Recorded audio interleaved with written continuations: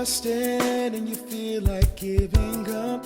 Ever been tired, can't get no sleep. Worry about how you gonna eat. Bills are due later. Wow, drug-free living. That's an excellent question to ask a person.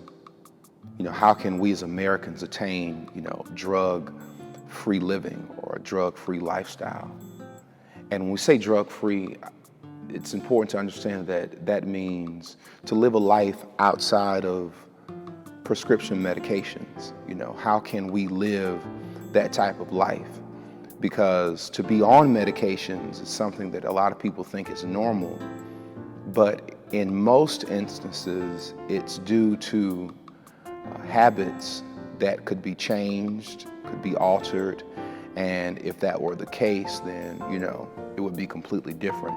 But I think in order to answer this question, there are three things that people have to understand. And the first one is people have to really understand why and the concepts or philosophies of medicine in the West.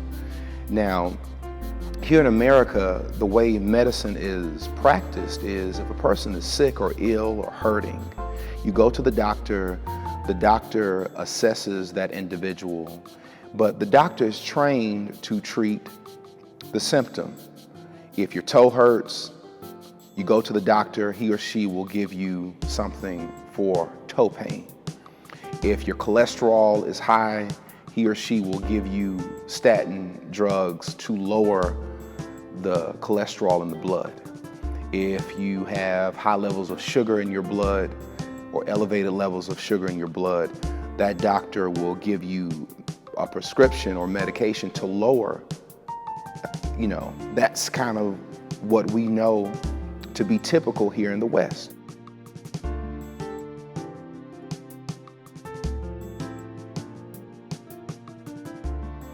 I know the letters are quite small, but allow me to read this powerful information to you.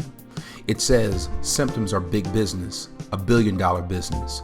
You see, there's no money in healthy people, and there's no money in dead people, but there's billions in half-dead people. The pharmaceutical industry's influence over Western medicine began after World War II. The pharmaceutical industry snaked its way into the funding of medical education and research, and quickly began to charge and change the way medical students were taught to think. Before the pharmaceutical industry's hijacking of medical education, medical students were taught to ask the question, why? Why does this patient have these symptoms? They were taught that symptoms were not diseases, but signs that the body could not heal itself, could not maintain balance or healthy function. They were taught that symptoms pointed to the root cause of injury, dysfunction, and imbalance. Students were taught that if injury, dysfunction, and imbalance went uncorrected, disease would follow, and that disease would eventually manifest itself as symptoms. To just be a part of a medical system that treats symptoms is problematic, and the reason why is because just because you have an issue in a certain part of your body, just because your toe hurts, doesn't mean that the toe is the causation of that issue. Just because your cholesterol is high, all right? If you have high levels of cholesterol, the question shouldn't be, okay, how can I lower it, but what's causing it to be high in the first place? I'm a chemist. I love scientific method, always have. When I worked for the drug industry, science was completely abandoned. These drug companies that I was interviewing with had no problem telling me, look, we design drugs based on treating symptoms. We don't cure. So that's a business model, okay, that allows you to give a drug to a person for life. My name is Peter Goetje. I'm a director of the Nordic Cochrane Center in Copenhagen and professor of research design and analysis at the University of Copenhagen. 2 years ago, I found out that our prescription drugs are the third leading cause of death after heart disease and cancer. Our drugs kill around 200,000 people in America every year, and half of these people die while they do what their doctors told them. So they die because of the side effects. The other half die because of errors. And it's often the doctors that make the errors because any drug may come with 20, 30, or 40 warnings, contraindications, precautions, and so on. No doctor in the world knows about all this. And that's what we have to understand about medicine in the West. When you have an issue, the question shouldn't be what can I take to alleviate the symptom? But the question should be, what do I need to alter to adjust my lifestyle so where the manifestation of that problem ceases to exist? I think the second thing that we have to learn to do or be open to is holistic medication in addition to typical Western medication and what we're doing at the doctor. And it's a huge kind of phase, and it's kind of a movement, and you hear it, integrative medicine. And what that is Western doctors are now becoming more knowledgeable about other treatments of disease. A lot of people who have the treatment of cancers will have spiritual counseling a part of that, nutritional counseling to be a part of that, and other holistic types of approaches to healing to be integrated within the medication, the chemotherapies, so on and so forth. But the problem is here in the West, people are not open-minded to other forms of holistic medication. I'll give you an example.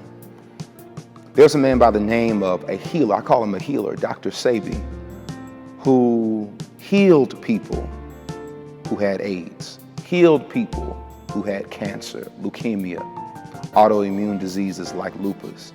This man was healing people not by the tens, but by the hundreds. Now, when he was healing individuals, he was sued and arrested for practicing medicine in America without having a license to do so.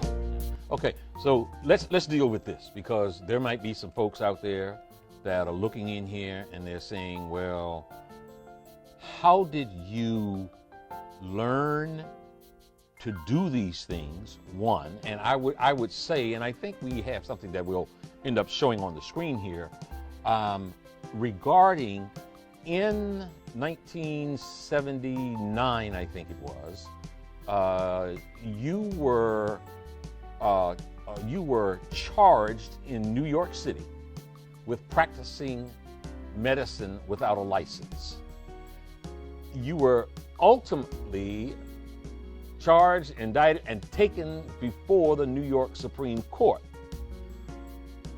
And I would advise my viewers who might be questioning your authenticity that you won that case. Now, so the charge was practicing medicine without a license and claiming that you had a remedy to cure AIDS, cancer, and diabetes. So the question is, how did you win that case against what some people say are the toughest prosecutors in the land? You defended yourself. Of course I did. Okay. Your Honor, is it a fact that the Holy Bible teaches that the herbs are for the healing of the nations? She said yes. Is it a fact that science shows that the human body is carbon-based, and to complement a carbon-based body, you must have a carbon-based substance to complement it, because the body only accepts a substance through the process of chemical affinity. Chemical affinity is important. It's an electrical transport. Chemical affinity. Okay. The body could only accept what it is made of, not something new or alien to it. Last question. Your Honor, is it a fact that the father of medicine, Mr. Hippocrates, the man that established the principle of medical science today, cured every disease known to man. Did he use herbs or chemicals? She said, herbs. I said, thank you very much. I rest my case. Did I read it correctly where there was some requirement for you to actually bring patients, a patient into court from each of those maladies, and that you brought multiple patients in court who, one, testified themselves, and that you had medical records, one showing that they were victims of the disease, and then showing that it had been cured by one doctor, and then a second doctor verifying what the first doctor had said? Yes. And in the Supreme Court of the United States of America, it was decided and shown that Dr. Sebi won in that particular court case. He won. Now, my thing is, if you are in America and a person has been proved and been proven in a Supreme Court in the United States having to have healed people with AIDS, healed people with cancer, healed people with autoimmune diseases like lupus and other diseases that are taking the lives of hundreds of thousands of Americans every single year. Why wouldn't Dr. Sebi be on every newspaper? Why wouldn't he be over laboratories? Why wouldn't he be working with the CDC? Why wouldn't he be working with other doctors? If it has been proven that this man has healed folks with AIDS. It's almost unfathomable. It's almost one of those things that if you didn't see proof, you wouldn't believe it. But it just goes to show you the mindset of holistic medication in the West is not as it needs to be. It's just not. The third thing that we need to understand is how pharmaceuticals work in this country. It is a business. Western medicine is supported by the billions of dollars that are made off of pharmaceutical drugs. This means that if doctors are not pushing pills on patients, the pharmaceutical companies who support the doctors are not making money. So if I go to the doctor and I'm healthy, I have low cholesterol or average normal cholesterol, normal glucose levels, normal everything, then when you think about it, a healthy person is not lucrative for the medical industry when you are in a system whereby pills are used to treat symptoms. All right? There's one treatment for every single disease that you can think of or problem. If a person has high cholesterol, heart disease, diabetes, other type of obesity, there's one thing that has been proven to eliminate all of them: healthy diet and exercise. Show me one pill that if you take this one thing, it'll eradicate or eliminate all things. Now, back to the point about pharmaceutical companies. Pharmaceutical companies are making billions of dollars. But pharmaceutical companies can only make money when they are producing a medication to treat a symptom that does not occur naturally in nature, that does not occur naturally in nature. That's why when you look on the back of vitamins, minerals, it says these claims or this substance has not been monitored or regulated by the FDA. The reason why you see that is because the FDA, or excuse me, pharmaceutical companies cannot make money off of vitamin C, off of vitamin D, because you can't patent vitamin C or vitamin D. Why? Because it's occurring naturally. So prescription drugs are things that aren't occurring naturally in nature. That's why they are able to get patents on them. So when you are getting prescription drugs, you are being given something that is not a natural substance.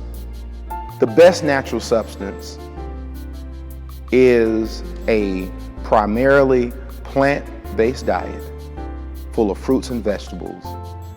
If you decide to eat meats, lean meats, consumption of water, eliminating or greatly reducing sugar in your diet.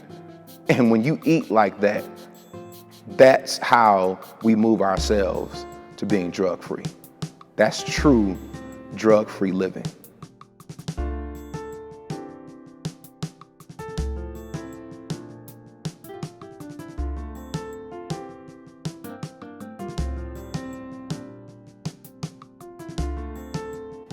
Well, gang, I hope you've enjoyed that presentation on drug-free living. Now you have some insight to understanding the things that we need to do, that we need to understand as Americans to move ourselves individually, as well as our family and loved ones, to that state of health as God has intended. Now, one of the fundamental practices of every human being is to get up and to move and to do some type of physical activity each and every day. We're about to go to the next segment called 326 Fitness, where we have a different trainer each and every week who's here to take us through a full body workout and to show us what we can do to live healthy lifestyles. Come with me as we go to 326 Fitness.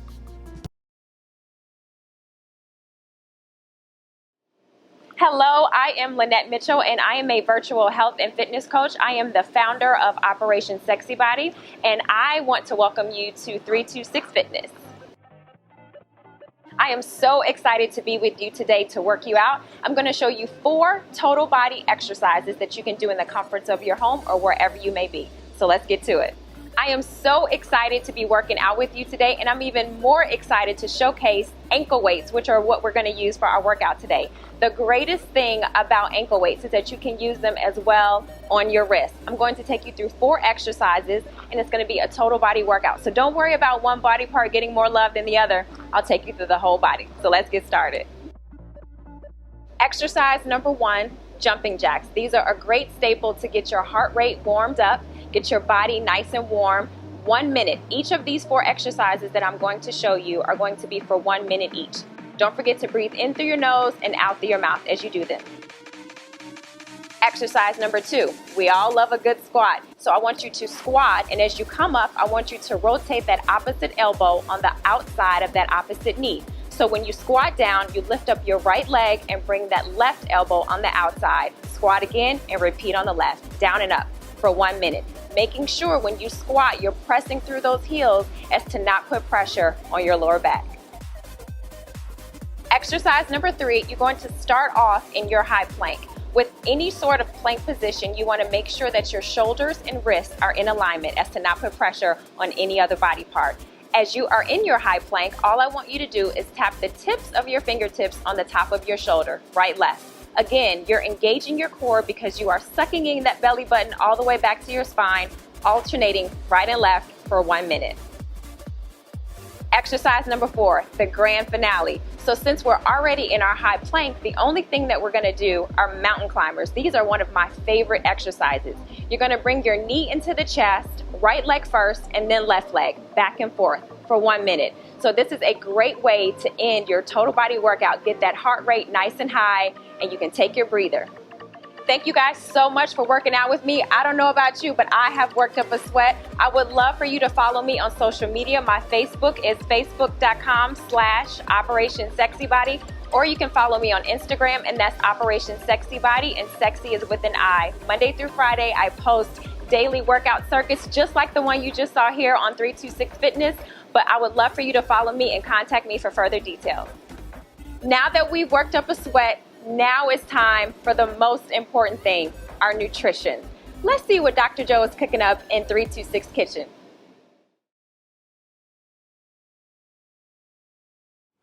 Today I'm feeling a bit of no meat, please. And there's nothing wrong with meat. I think that anything in moderation is good. I know there are a lot of vegetarians and vegans out there, but I want you to know that Club 326 has something for you as well. As a matter of fact, 3 to 4 days out of the week, I don't eat meat. I eat meat probably 3 days, maybe 4 days maximum, but a lot of my meals are vegetarian-based, plant-based. And today, that's what I'm feeling. I'm feeling kind of spicy and Southwestern on today. So today I'm going to be preparing for you a Southwestern brown rice, black bean, chickpea omelet, all right, with a side of fresh guacamole and salsa. Now I'm excited about this.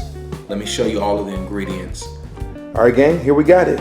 We've got, and we like to break down things into proteins, carbs, and fats.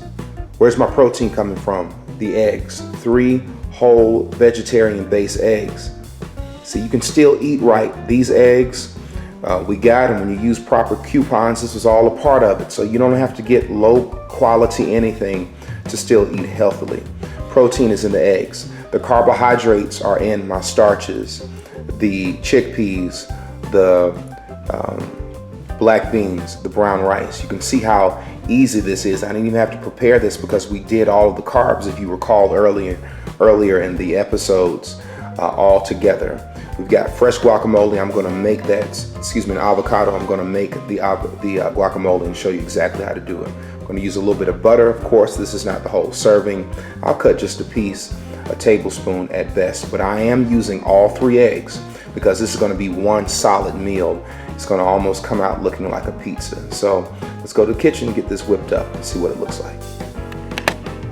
All right, so I took my 3 eggs, cracked them, put this in the bowl, whisked them, and then within the mix, I put the black beans, the chickpeas, and the brown rice. And you want it to be thick. That's what you see. If I have a thicker, batter-like consistency, because a frittata will cook up almost like a quiche per se. All right, that's what it's going to look like once we get through. All right, put the butter in the pan, and you can see the heat is on medium high, medium heat. And I want the butter to get just a bit brown. I'm going for that. All right, that's 3/4 of a tablespoon of butter. See how thick that is? That's what you want. All right, now, turn the heat down. It's on medium. Turn the heat down, and you want to cover it and let it cook. All right? Just let it do some work. Come back, see what it looks like. All right, gang, all I did was take some avocado, cut it, took a couple pieces, and you smash it up in here. All right? A little bit of black pepper, pinch of salt. Continue to mix. All right, mix it. We're gonna plate up this in our frittata, see what it looks like. Here we go, gang. Southwestern egg, chickpea, black bean, brown rice frittata. That's a meal, gang. Look at the sheer size of it relative to what you're getting, all right? That's a good portion. That'll fill you up.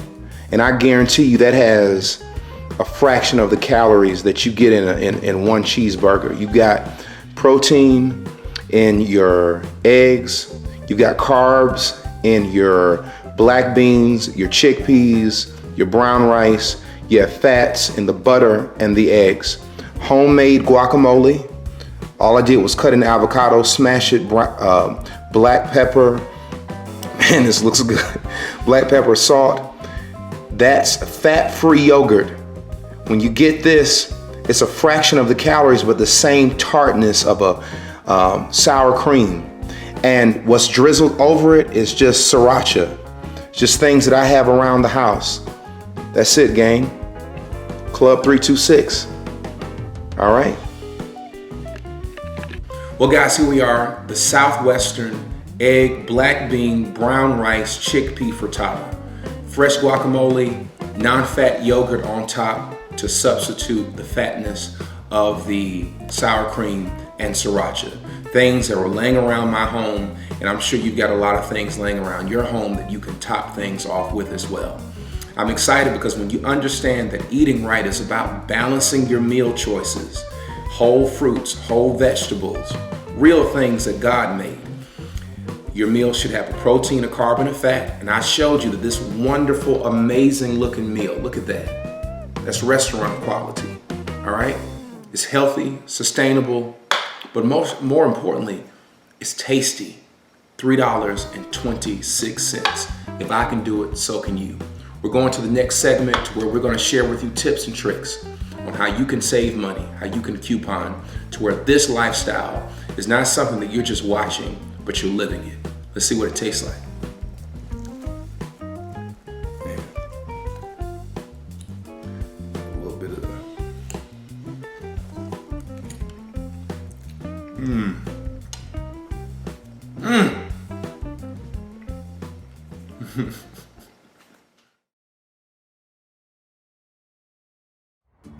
Hey everybody, it's Fallon here, and I am going to share with you a couple of tips that I use when I go to make groceries.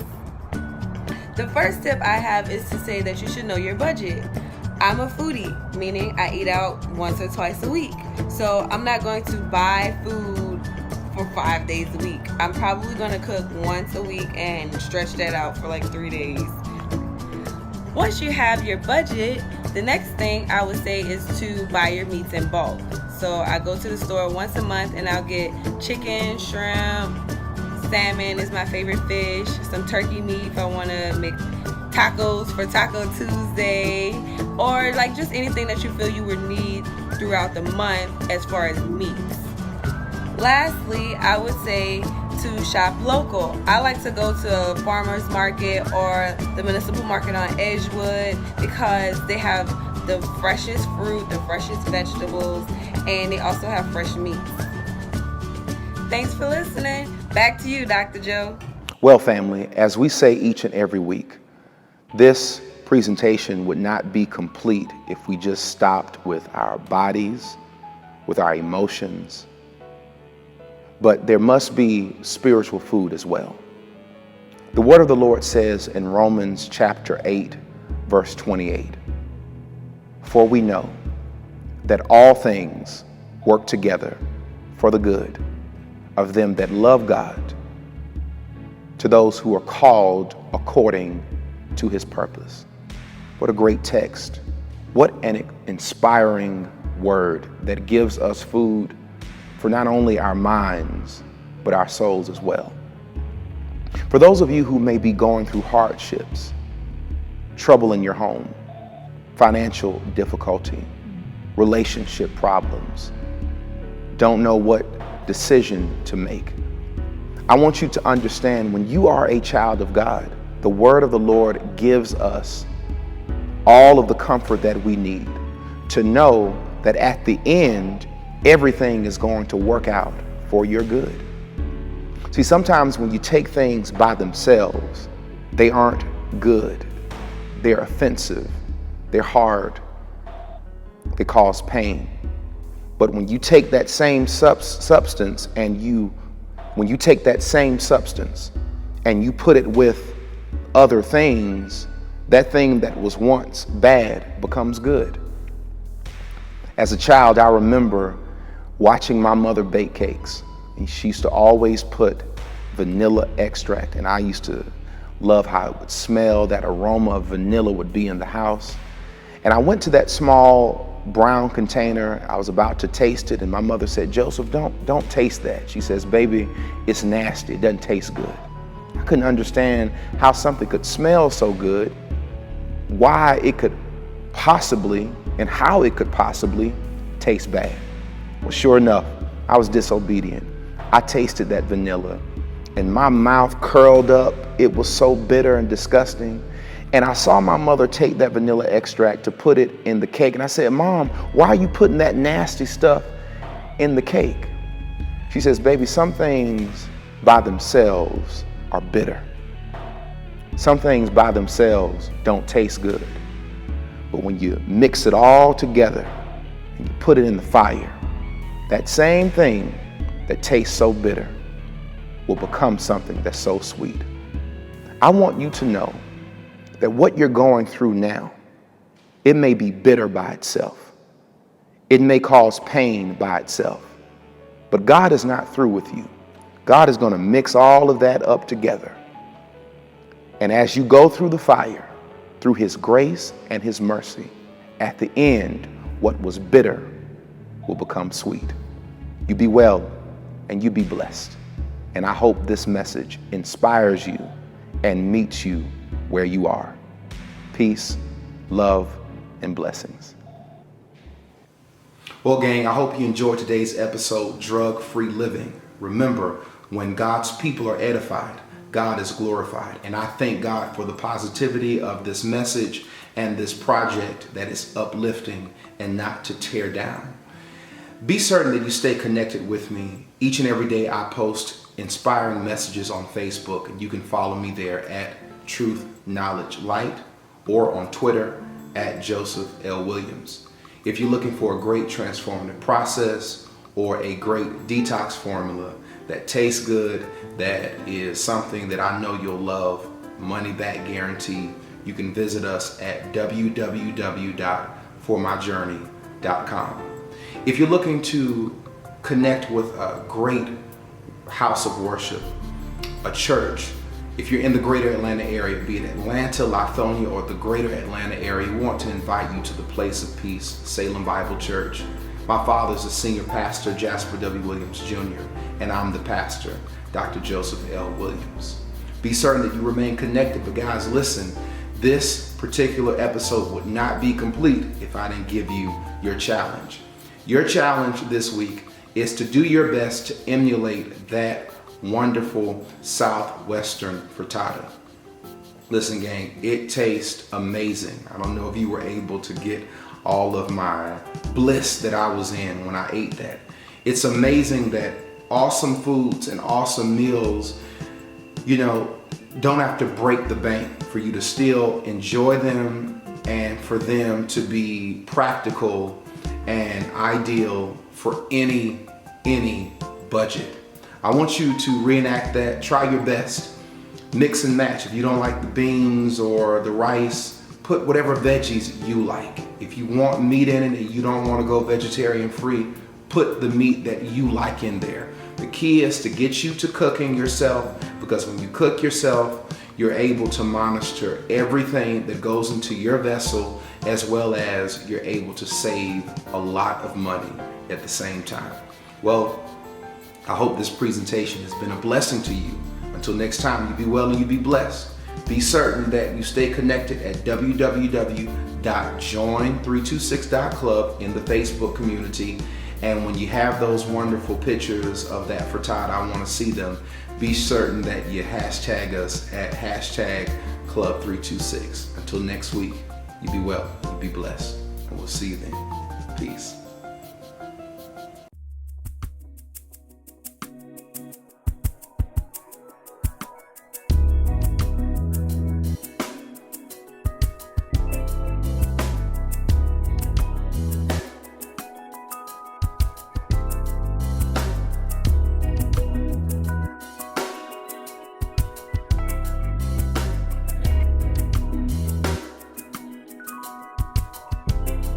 Ever been broke, busted, and you feel like giving up?